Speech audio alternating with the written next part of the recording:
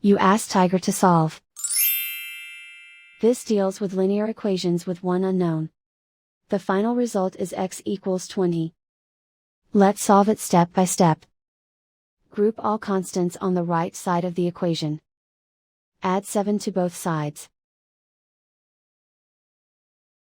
Simplify the arithmetic.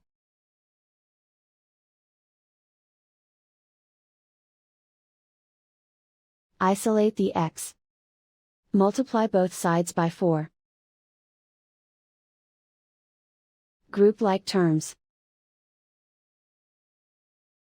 Multiply the coefficients. Simplify the fraction. Simplify the arithmetic. And so the final result is x equals 20.